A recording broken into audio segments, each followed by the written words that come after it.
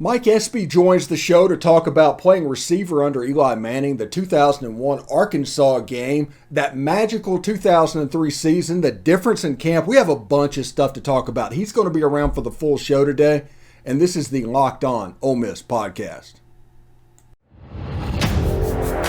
You are Locked On Ole Miss, your daily podcast on the Ole Miss Rebels, part of the Locked On Podcast Network, your team every day.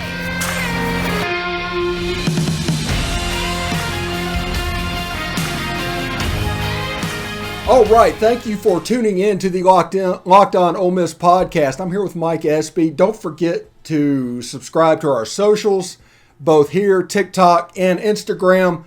And, of course, thank you for making the Locked On Ole Miss podcast your first listen every day. We're free and available wherever you get your podcast. We're going to get right into it. Mike, how you doing, bud? But I'm doing great, man. It's good to be here. Good to be on here with you. All right. Thank you very much for coming aboard. We got a bunch of stuff to talk about. I don't know if you heard the laundry list that I went through. But okay. Let's start out with fall camp. With camp going on, talk about your favorite fall camp memory playing football. Oh, man. If I'm being honest, I don't know if there's like a favorite. There's very memorable in terms of the heat, being out there full pads. At the time when I was at Ole Miss had turf on the game field, and we would go out there and do our summer conditioning, and then we would have a lot of the practices on the turf. So I remember looking out at that heat index that was on the turf. A lot of times it would read over 3 digits. So cleats melting or feeling like they're melting. But at the same time, as I look back on it, man, they were great times, great memories. I remember one practice, I caught a slant, and we were on the game field. I caught a slant, and Patrick Willis was right by, like I caught it, he was right behind me. Now, we're on the game field, and we're making it like a game. So I sprinted. We were probably about on the 25 or 30 on our side. Man, I sprinted the entire length of the field, and he was trailing me step for step the entire length of the field. He didn't gain a step, but he was right there the whole way. And I remember that was a moment when I said to myself, man, that guy's gonna be special. And he is. You know, just to transfer over to the new camp, I'm hearing a lot of people play and talking about Quinshon Judkins and Davison Igbinosun in a similar way that veterans talked way back then about Patrick. Are you hearing anything similar? Man, I'm hearing a lot of great things about them, man. But not only them, I'm hearing a lot of good things about everybody. So I'm just really interested to see when we actually come out this season. Our schedule is seemingly not that strong coming out, but you can look at that one of two ways. You can look at that in a way of, man, we get to get ourselves together. We have a lot of opportunities to mess up, hit some bumps in the road, so that by the time we get to some solid SEC play, we will have ironed out all the kinks. Or you can look at it like the potential to look over somebody. So I'm just interested to see how Lane puts all the pieces together, and they come out this year. Yeah, you had an interesting tweet a couple of days ago where you said that this wide receiver unit could be number 1 by the end of the year. Talk about what you mean by that. Listen, obviously I'm a fan of wide receivers, and I would love to be in that wide receiver room. You got Jonathan Mingo, you got Malik Heath, you got Jalen Robinson, you got Trigg. He's a tight end, but he's going to get a lot of touches. You got Dennis Jackson, Braylon Brown. And you've got guys like Jeremiah Dillon, who I don't know if he's going to get a lot of burn, but at the same time, you put him out there, he could pop the top off. I'm sure I'm missing some guys, but the point is they're a very talented group. They're top heavy, and they have some good guys on the back end. Top heavy, I mean, they have a lot of experience with Mingo, Jalen Robinson, and Malik Heath. They got a lot of experience with those three.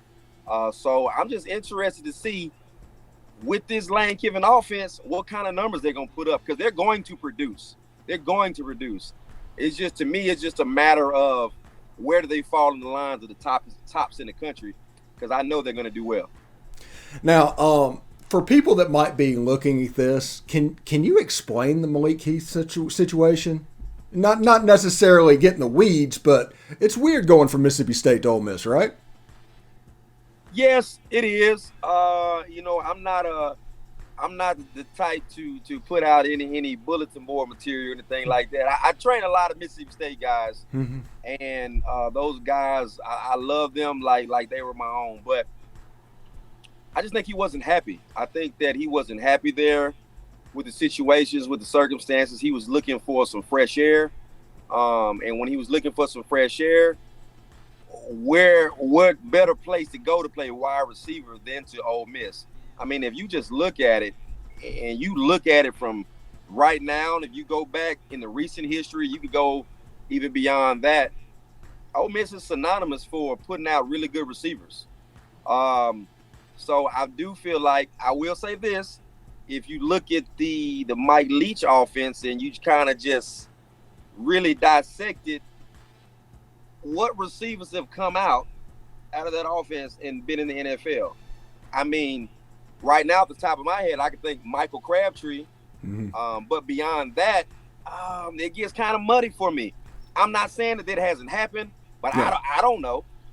So I know that if you just look at that, then you just look at, okay, who would Ole Miss has come out? You could look to last year. You could look at Elijah from last year and beyond. So to me, I think it was a good decision. I think that, obviously that's pretty tough going to an in-state rival school, and I'm interested to see when we get to the Egg Bowl what that reaction is going to be like. But at the end of the day, Malik is a hard worker, and he's put a lot of work in the offseason, and I cannot wait to see him get the fruits of his labor.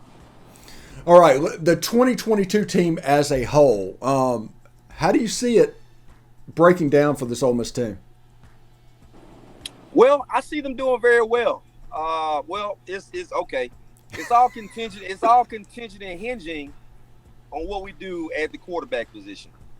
I'm not going to speculate as to who's going to start or what I've heard or whatever. But the point is, they need that quarterback situation to be right. Jackson Dart, obviously coming in from USC. I think a lot of people are talking about him taking the starting role. But then you look at Luke Altmaier and look at him coming into the bowl game last year and of all the upside that he has.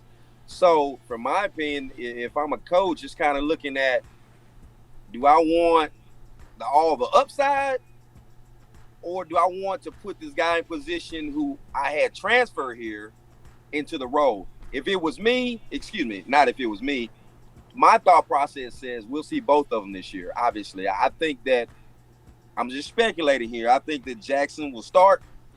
Then I think down the line, Luke will take the reins, and Ole Miss offense will be very productive with both.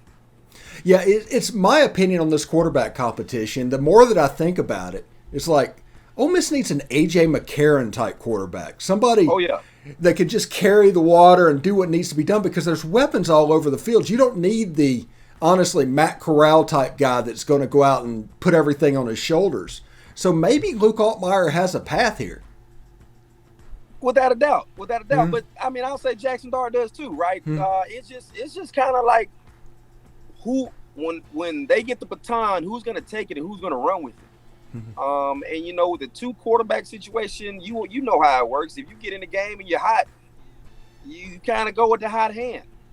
So it's just like, who's going to go with the hot hand first? I like both of them. I like both these quarterbacks, and like you said, he's got weapons literally in the backfield, out wide, tight end. I don't think, if I'm just being honest, I don't think as an offense, Ole Miss has been this complete in terms of their skill players, from running back to receiver to tight end, just as a whole, and as deep. It hasn't been that way in a long time. Yeah, it really hasn't.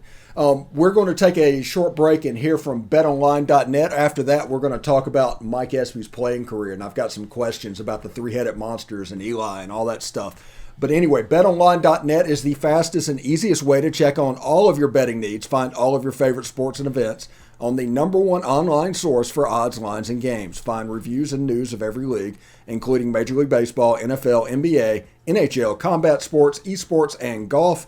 I'm assuming it just says golf because now of that LIV thing. BetOnline continues to be the top online resource for all of your sports wagering information, from live in-game betting, scores, and podcasts. They have you covered. Head to BetOnline today or use your mobile device to learn more about the action happening today. BetOnline, where the game starts. All right. Thank you for making the Locked On Ole Miss podcast your first listen every day. We're free and available wherever you get your podcast. Do not forget to rate and review us on iTunes and Spotify. Give us a 5-star review. You can say whatever you want to say. You can say Steve is a narcissist, but he has really good guests. You can say anything like that. Just do that, and it will help others find the podcast in the future. Chris Collins could not make it today. The technology bugs kind of appeared again. We couldn't quite get him. But we have Mike Espy at ESPN3 all day on Twitter. Whether you know it or not, Mike is running a training facility in Madison, and he works with 7-on-7 teams, and he provides exposure to high school athletes that, honestly, kids in my generation did not have. Talk a little bit about that, Mike. Yeah, man. So, I'm training kids from little kids up to college professional athletes of all ages, all ranges. But at the end of the day, I think Mississippi is obviously one of the more under-recruited states. They're one of the more underexposed states in terms of the talent. And if you just really go up to the top, per capita, we have the most NFL players in the league per capita. So I think that these kids need an opportunity to shine just like a kid from anywhere else has the opportunity to shine. And so we're here just trying to facilitate that, to make that happen on the exposure side, but not only that, to help them be ready for that exposure when it comes time for it. Yeah, it's really cool what you're doing. And I talked to Shea Hodds a while back, and he gushed about it as well. If you look at Ole Miss's roster right now, there's so many players that you've had your hands on. If you look at Mississippi State's roster, the same thing. You guys are doing a phenomenal job. Appreciate it. We're just trying to give back to what we didn't have growing up. I know when I was coming up, man, my dad took me to Fast Camp in Boca Raton, Florida, to get the type of things that we're doing here. And when I got back to Mississippi, I felt like I was a different player. I was a different athlete. I had been exposed to things I wouldn't have otherwise. And sometimes it's just that exposure and just seeing something different, seeing something beyond yourself, where you are, can be all the difference in the world, or it could give a kid an idea, man, I could do this. I could be this type of player. I was in this state and I saw this kid and I'm better than him. Now it's, hey, I'm in Mississippi. I know what that kid looks like. I know what they're doing over there, and I know what I'm doing. And so when it comes time to the recruiting and all that, and Coach Lane is going to this state or that state to see the kid, I want him to be able to notice me because I'm ready. Yeah, that's really cool. And in line with that, you mentioned somebody in the first segment, Jeremiah Dillon. Tell Ole Miss fans what they can expect from Jeremiah Dillon.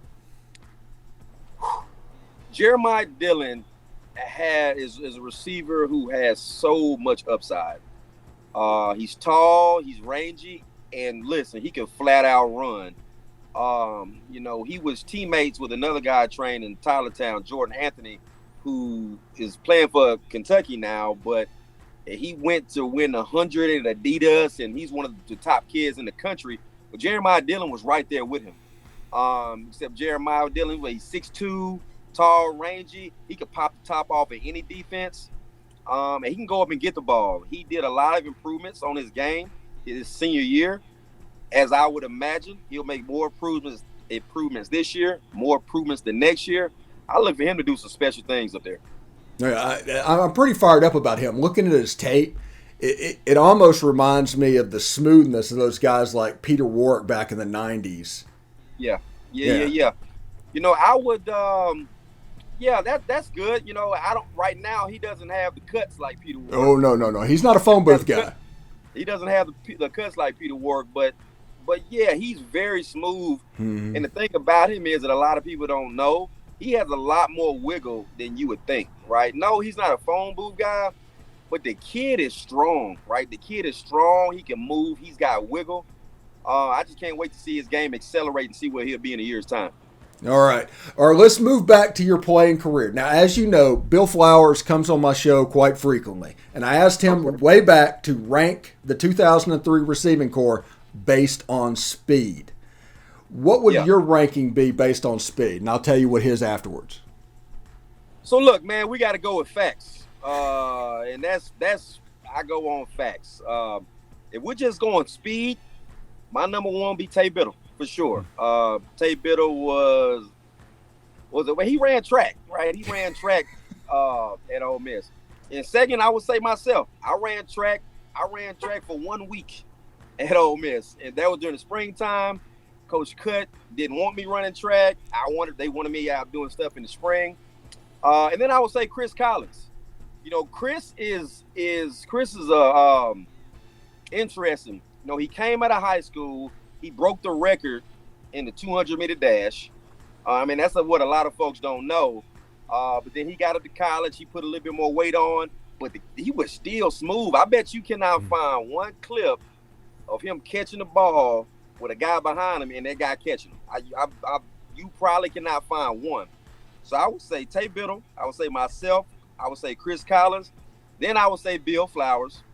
And then after that, you know, I would say it's pretty much a toss-up between Kerry Johnson. You know what? I'm going to actually go with Trey Freifogel. Trey Freifogel was a sleeper. I don't know if he was on that 2003 team. It might have been 2002. But, yeah, that's where I would go. I'm pretty sure Bill put himself ahead of me. but before you say that, so Bill, you know, I'm not going to go there. I got facts. That's all I'm going to say. Anyway, Bill said number one was Tay. That was obviously everybody goes straight to Tay as far as speed. Sure. Then he put himself, then he put you, then he put Chris Collins, then he put Kerry Johnson. Hey, that's fine. You know, I think that you know, as we get older, you know, the and this is myself included, right? Mm-hmm. I think as we get older, stories of ourselves, the visions of ourselves get shifted one way or the other. Listen, Bill was a phenomenal receiver. A phenomenal athlete. I know coming from Alabama, he was a track guy as well. So, yes, Bill was very fast. He was very smooth. He was very fluid. I enjoyed Bill's game. You know, but if we look on that 2003 season, and if you look at most of the games, the first play of the game was, to me, if you look at it, and it was something deep. We were there during the same era. That's all I'm going to say. All right, what was it like being a receiver in an Eli Manning team? You know, as I got out of the game, that's when I really had more time to reflect on it. You know, when you're playing, or at least when you're as young as I was with him, obviously I was 2 years younger than him, you appreciate it in the moment, but you don't understand the gravity of the type of player, the type of quarterback he was. But when I go reflect, man, he was calm under pressure. He was always going to put you in the right situation. But I'll even go beyond that. He believed in you, or at least he made you feel like he believed in you. And as a teammate, as a wide receiver, man, you need that in your quarterback. You know, there might have been a practice where I ran a wrong route. Yes, there was a game where I dropped the ball. Eli would always come up to me and be like, "Hey, man, I got you. Like, I'm coming back to you." And, like, I tell all my young quarterbacks today, when I look at them and I see their body language, like, man, go talk to him. Go tell him you got him. Because we need that. We're humans, right? Mm-hmm. When you drop a ball, it's easy to let that – you drop one, it's like, oh, Lord, right? Here comes another one. I mean, I hate to say it like that, but having a quarterback like Eli just instill that belief. You trust him. He's going to always put you in the right situation. And then he threw his balls came with such touch. And they weren't too hard. They weren't too soft. So as I had quarterbacks post Eli, and then I was in the league, I would actually simulate the way you catch the ball is like how I caught it from Jason Campbell. Except it was a little bit more softer with a little bit more touch. Okay. Real quick, before we take the next break, what's an atmosphere that you played in that you remember that really stands out? Every year LSU, every LSU game. I remember my freshman year, we went to LSU. And when we went there, the bus pulled up, and then the bus starts rocking from side to side. And we're all like, what's going on? It was the fans. It was the LSU fans were rocking our bus from side to side. And I'm going to tell you what, if you really want to fire up a team, if you really want to get that blood flowing and that energy going, man, do something like that. And it's just that hostile energy, that hostile environment. And you're coming in and it's nothing. As soon as you make a big play, or as soon as you do something like that, to hear the crowd go quiet, it's one of the best feelings in the world. So I would say LSU. I also would say LSU at home, that 2003 year. Oh, yeah, that was special. I don't know where it stands in the record, but it's probably one of the more attended games. And then, honestly, I would say like Auburn. When we went to Auburn that year, it was so loud. Like, it's to me, it's the way the stadiums are built. I feel like Auburn goes more straight up. LSU goes out more like that. And so it's almost like the fans are closer. And it was loud, but by far, the best atmosphere, the most enjoyable atmosphere was at LSU and then at home against LSU. Okay. What's it like to play in Mississippi State with those cowbells going? Oh, man, it's one of the most annoying things, like, in the world, honestly. There can be times they can get so loud it's hard to hear. But to me, the effect of the cowbells, it wasn't so much that it was just loud and you couldn't hear. It was just more like it was just annoying, right? Because they do the cowbells at any and everything. So let's just say that I wasn't a fan of them. Naturally. Okay. Yeah, let's see, I've been down to Starkville. Let's see, I've got through, like, we crossed over. I was there with when Chris Johnson was the video guy, so you would have been there at that point, and early Biff. And so we went down to Starkville. I guess that would have been 2004 maybe. And they got all in. I think they won that game. They were really excited and everything. And then like Tuesday of the following week, I still heard that buzzing. Yeah. It's a unique sound. Yeah. Because it really just sounds, if anybody doesn't know what the cowbells sound like, it sounds like bees. When everybody starts doing it, and it just gets so annoying. It's almost like tinnitus. Yeah, that's right. You're right. It's like it's this annoying sound that stays in your head, and and at the end of the day, I look back and I think like, why? And you know what? Somebody told me I trained Fred Brown, who was a wide receiver at Mississippi State, and somehow we got on the subject of the cowbells, and he said that. Now I didn't know this, but he said that the way the cowbell thing works is you're supposed to be gifted a cowbell. Okay? So if you go to the store and buy your own cowbell, that's like not the tradition. You're supposed to be gifted the cowbell. And I said to him, well, all these people are not being gifted cowbells. They're going out and buying them. And then we laughed about it. So that was just an interesting thing that I didn't know. Yeah. All right. We're going to come back and talk about 2004. And the three-headed monster right after this. All right, thanks for making the Locked On Ole Miss podcast your first listen every day. We're free wherever you get your podcast, including YouTube. So do us a favor, subscribe to the YouTube channel. Hit the bell for updates whenever we put a new video up, which happens quite frequently. Up right now is a breakdown of Jackson Dart, is a breakdown of Luke Altmaier. A high school coach came in and talked about those players. If you want to spend 10 minutes watching that, I would appreciate it. It's on the page now. But subscribe to that, hit the bell, and of course, upvote the video itself. I'm here with Mike Espy. Chris Collins couldn't make it. Technology got us today. We've talked about fall camp in the first segment. We talked about really 2003.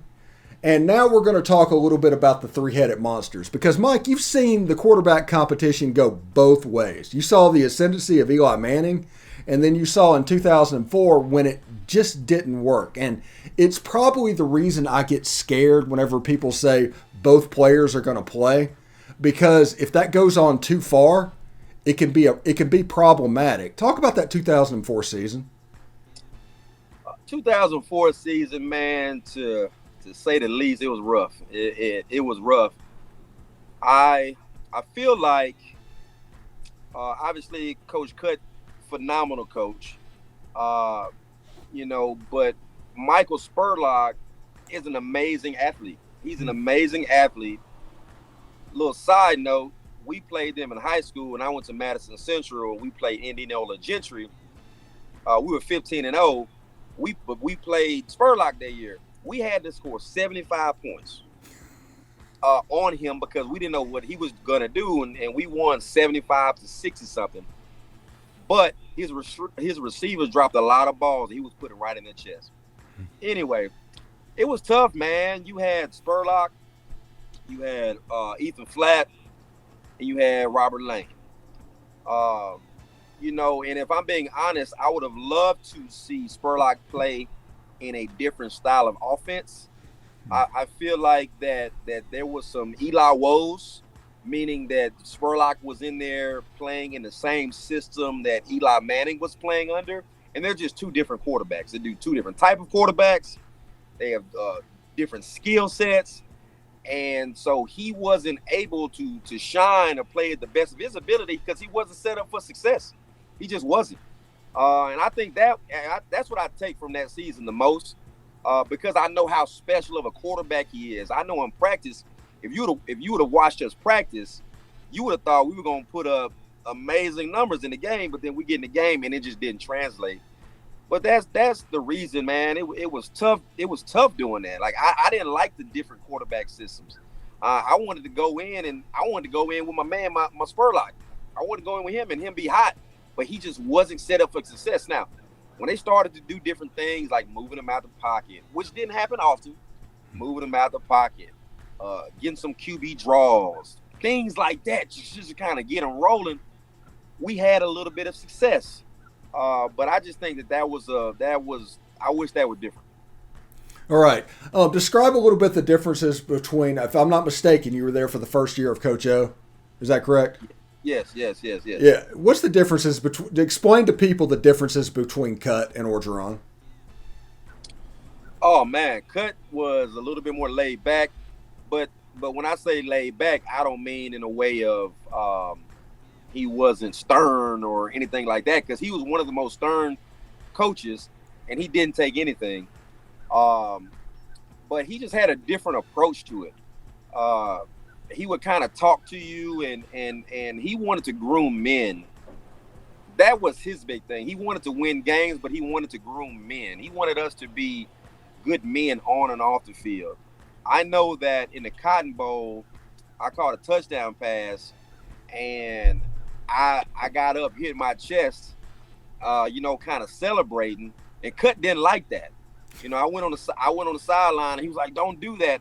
But like the real reason why I did that, it wasn't more of a celebratory thing. I did that because I was emotional, because the first drive of the game, I ran a dig. Eli hit me on the money and I dropped it. Okay. And then Eli came back to me, said, "I'm coming to you. I'm coming to you." And then so when he did that, the ball came to me. I caught it. I was emotional because I was like, man, it's here. Like I was thinking about the pass before. So that's where I was. But anyway, Cut shut me down real fast. But Orgeron, man, listen. Orgeron was in your face. He was a player's coach at the same time. I feel like he had that intimidation thing that he tried to do to you. Right? Cut's approach was, let me talk to you like a man. And listen, there are two different approaches, and I'm not saying either one of them is wrong. But Cut would try to talk to you like a man, try to give you the what's going on and the rationale of why that's happening. Orgeron was just like, half the time I don't know what he said, but he was more like, he was just yelling in your face and trying to get you right. They were both different approaches, but to see where Orgeron, how he grew as a coach, is nothing short of amazing, right? To see the coach at LSU won a national championship, that was a different coach than the one that his first year at Ole Miss. So it's great to see the growth.